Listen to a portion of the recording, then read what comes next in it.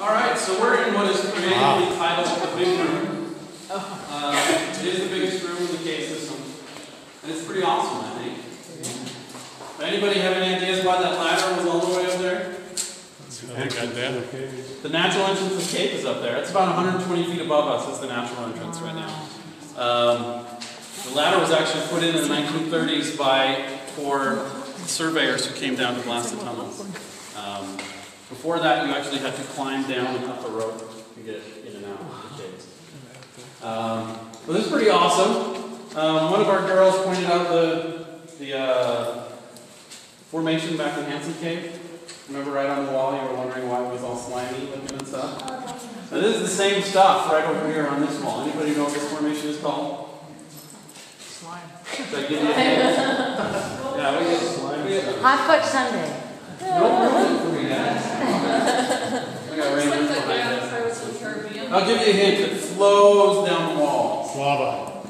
Drapery? Flowstone is what it's called. This is flowstone. Slime stone. Slime stone, yeah. It's unfortunate, it does look slimy, but it's actually Why is it so dark? great question. Segued into what I was going to talk about next. Why is it so dark? Anybody have any ideas? It's closed out. Carrying dirt with it as it comes down? Carrying dirt, actually, exactly. This is soil from above that comes down to the water since the entrance is right up that crack about 120 feet. So this is limestone soil from above that washes down and is embedded inside the flowstone. Is the water pure? Like that lake, that little pond? Could we? The lake back there, I'm not sure I would trust. There is one a little further on that was probably fine.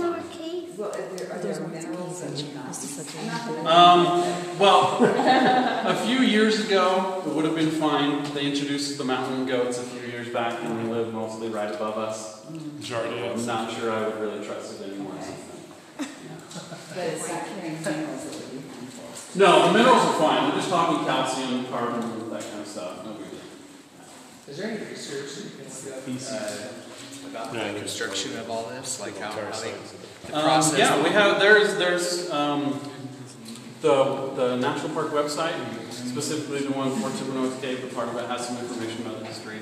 There's a really good book that our resource manager just came out with like a year ago called The Heart of the Mountain. It's really good for that, so that's a lot of good information. Let's pull your attention over here to the right side. We have what I think look like sea urchins a little bit. These little crystal formations over here. These are pretty sweet. These are actually aragonite crystals is what these are called. I can step down here a little bit so other people can down. Unlike most of the other formations in the cave, which are depositional formations, these are created by evaporation. This wall doesn't have a lot of water that comes through it, so the water that is there ends up evaporating and leaving in that way, so it forms this crystals. Any questions or anything before we move on? All right, we're going to come right down here by this door to what is called the coral gardens.